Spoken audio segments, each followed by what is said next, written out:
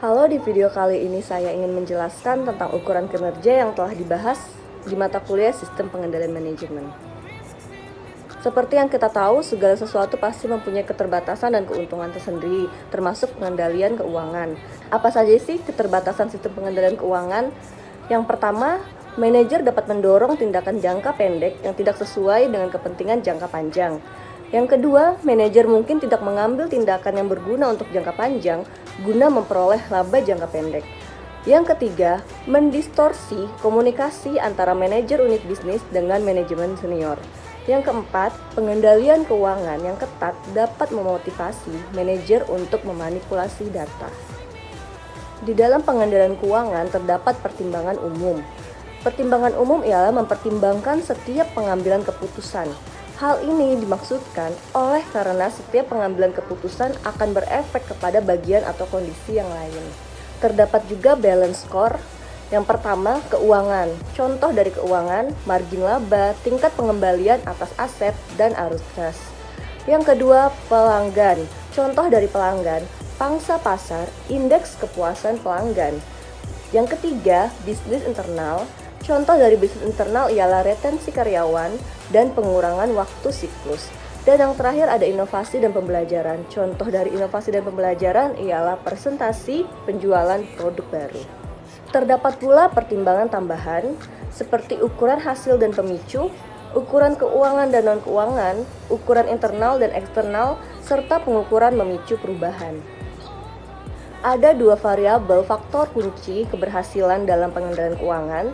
Yang pertama, variabel kunci yang berfokus pada pelanggan. Misalnya, pemesanan, pesanan tertunda, pangsa pasar, pesanan dari pelanggan kunci, kepuasan pelanggan, dan retensi pelanggan, serta loyalitas pelanggan. Dan yang kedua, terdapat variabel kunci yang berkaitan dengan proses bisnis internal, seperti utilitas kapasitas, pengiriman tepat waktu, perputaran persediaan, kualitas, dan waktu siklus. Terdapat 4 implementasi sistem pengukuran kinerja. Yang pertama, mendefinisikan strategi. Yang kedua, mendefinisikan ukuran-ukuran dari strategi. Yang ketiga, mengintegrasikan ukuran-ukuran ke dalam sistem manajemen. Dan yang keempat, meninjau ukuran dan hasil secara berkala. Di saat kita mengimplementasikan sistem pengukuran kinerja, terdapat beberapa kesulitan. Yang pertama, korelasi yang buruk antara ukuran non-keuangan dengan hasilnya. Yang kedua, terpaku pada hasil keuangan. Yang ketiga, ukuran-ukuran yang tidak diperbarui. Yang keempat, terlalu banyak pengukuran yang ada. Dan yang kelima, kesulitan dalam menetapkan trade-off. Di dalam pengukuran kinerja terdapat pula pengendalian interaktif. Apa sih pengendalian interaktif itu?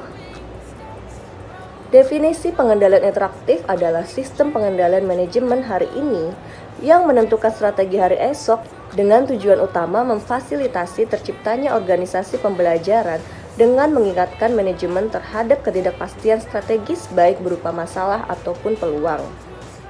Tujuan dari pengendalian interaktif adalah pengukuran kinerja interaktif dapat memotivasi anggota organisasi untuk meningkatkan pembelajaran organisasi yang pada akhirnya akan membantu perusahaan dalam meningkatkan kinerja manajerialnya dan secara otomatis akan meningkatkan kinerja perusahaan melalui inovasi dan strategi-strategi yang baru. Sekian dari video saya tentang pengukuran kinerja. Sampai ketemu minggu depan.